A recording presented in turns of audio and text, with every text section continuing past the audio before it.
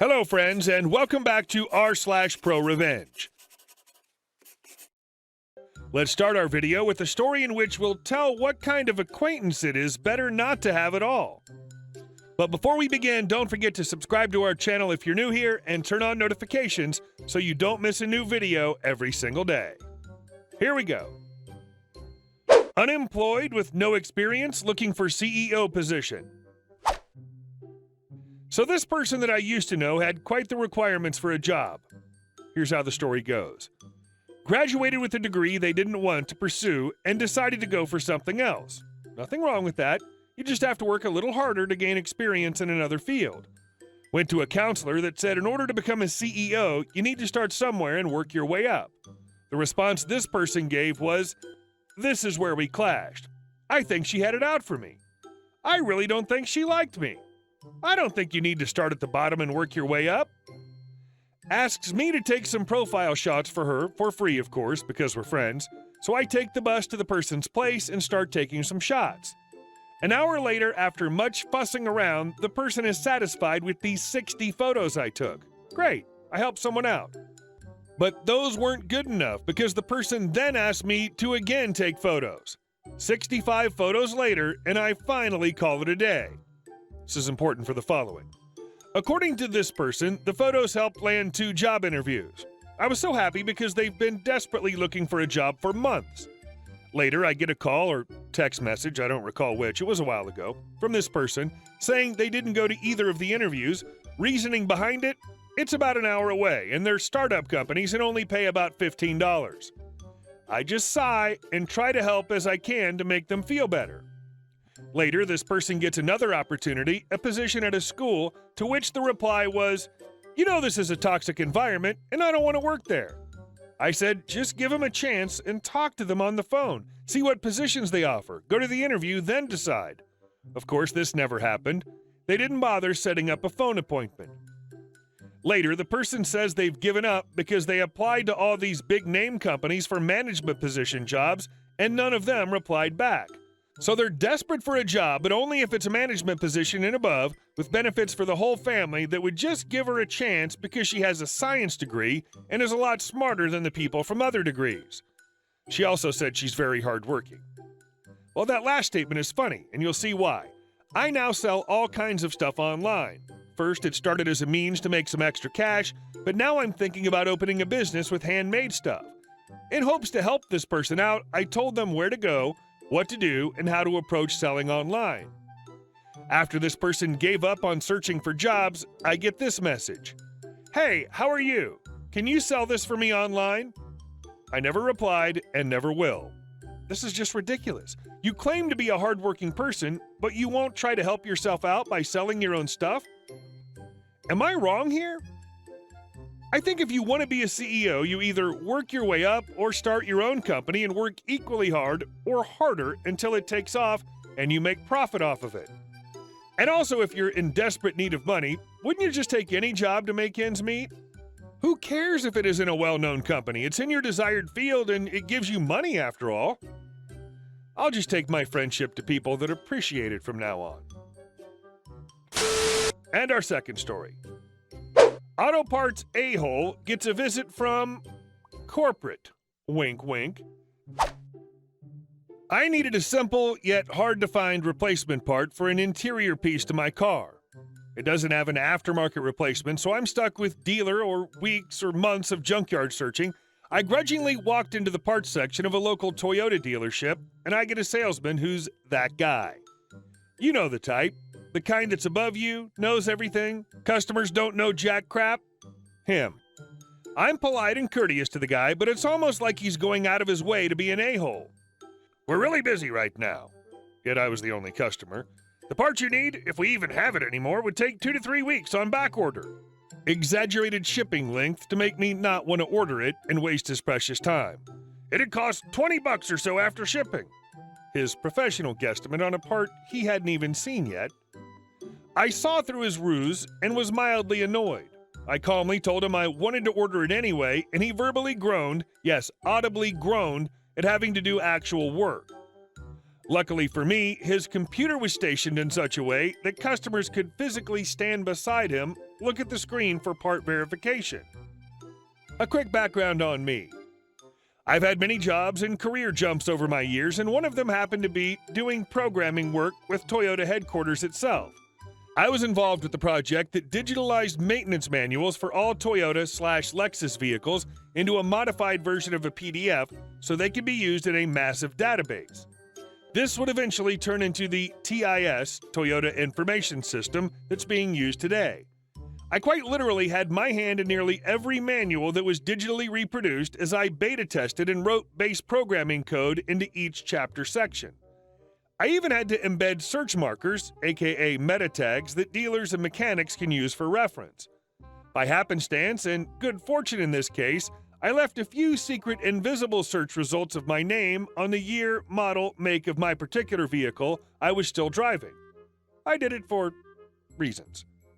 The reason and the revenge. So he logs into the very TIS and POS, point of sale system, that I helped create, so I was familiar with the listed price and the discounted sales price. This sales douche of the year quotes me the full listed price just to screw with me because I'd bothered him with doing actual work. My blood is heated, but I stay cool. I mean, I take this act of douchery personally. In my view, his cockiness knows no bounds, and I want this guy to own up to his D-Watt move. I look him square in the eye and give him my best PO'd white suburban mid-30s mafia stare. I quickly formulate a revenge plan and calmly tell him, "Really? Do you want to go down this road with me?" Before I give him time to answer my wide-open question, I think of the next part of my plan and shoot back. Do me a favor. Open up the search on the TIS system, press DRAIDR, my full name, please. Annoyed that he has to do 10 seconds more work, he looks at me but does it out of curiosity. My name pops up dozens and dozens of times on that model, make, year of my car, something that shouldn't happen in a corporate repair manual that's just for car parts. His face turns to a "what the fuck" look as he stares at the screen in shock. You think you can just screw me over because you're too lazy to do your job? He looks over at me like I'm some sort of nerd executioner from corporate hell. His eyes begin to scream as his face makes the dawning realization he's about to get effed. My next part of the plan has him thinking all sorts of things. Go call the general manager over. I want to have a talk with him about how one of my district stores is treating their... No, it's my mistake. I'm so sorry. I didn't know corporate was making an inspection. On the exterior, I have the face of a disappointed executive. On the inside, I'm cackling like a mad scientist about to turn on the Butt Raper 2000. I'm giving this guy the mind F of his career, and I'm in high heaven. Over the course of the next few minutes, I graciously allow him to calm me down and not royally screw up his career by making it seem like he just had a bad day. I'm in glee because I'd only shown him a cute system trick, but I allowed his mind to make this far worse than it was. I mean, hey, I wasn't about to correct the guy, and I never claimed anything if this somehow turned bad. In the end, I was considerate enough, wink wink, to give him the chance to make it up to me by giving me his family/employee discount and free shipping to the store. I begrudgingly agreed that he was just having a bad day and to not do that again or I'd hear about it, and he enthusiastically shook my hand on the way out. I started my car up with the satisfied grin of justice served. Jeez, mate, that was awesome. And our next story. Never mess with a rancher and a neighbor. I grew up on a horse ranch in Colorado. We had a long piece of property, about 80 acres, and we raised Missouri foxtrotters. We lived there for almost 20 years when some folks bought a strip of property way at the back of our land. It was a strange plot of land as it was very narrow and was sandwiched between our back fence and a busy county road. We were surprised anyone would buy it, actually, as it forced the house to be pretty close to the road. Well, we never met these new neighbors until one day my dad gets notice from a lawyer telling us that after having surveyed the property lines, our back fence encroaches on their property between 3 to 6 inches, depending on the spot along the fence line. These folks had never met us, never introduced themselves. Our first introduction was this legal demand. My father was a salt-of-the-earth kind of man, very kind, but also very strong-willed. He called these folks, arranged a meet-up, and tried to talk some sense into them. First, did 3 to 6 inches really matter that much? and why had they not come to us to talk it through? He even offered a number of different compromises. These folks were hostile from the get-go. They demanded he move the fence immediately or they would sue. Apparently, the law stated that they had to put their house so far away from our fence line, and they wanted to push it back as far from the road as they could when they built it, so they wanted that 6 inches very badly. I still remember when my dad got home from the meeting, he hung his hat up and shook his head when he told my mom in his slow way, "Well, looks like we got the kind of folks for neighbors you don't ever want to have for neighbors." They sued and won, and we were forced to move the fence in 2 weeks. I say we because I was the free slave labor, as all farm kids are in the same kind of thing. All that fencing material and the time were a big cost for my family, but we got the work done in early spring. Here's where the fun comes in. When the new neighbors broke ground and built all through the end of the winter into the spring, the very next weekend after they'd moved into their house, Dad rousted me out of bed and we took the big truck into town to the lumber yard. I was extremely puzzled as we loaded up a bunch of fencing material and building supplies. We didn't have any big projects going that I knew about, and I kept asking him what it was for, but he just said, "Wait and see," with a devilish grin on his face. We built a pen in a small enclosure very near our back property line, directly behind the neighbor's new shiny house. The next day, one of our farm friends delivered a half-dozen pigs to their new home. Dad insisted on feeding these hogs table scraps and all the things that would go into the composter, as well as some good balanced hog feed to keep them healthy.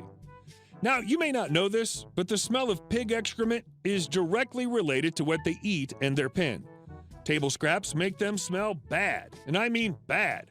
I had to drive the four-wheeler back there every day to take care of them, and within a month, halfway there, my eyes would start watering, it smelled so bad. When we mucked out the pen with the bobcat, we also made the pile right next to the pen. I can't even imagine how bad the smell was living in that house.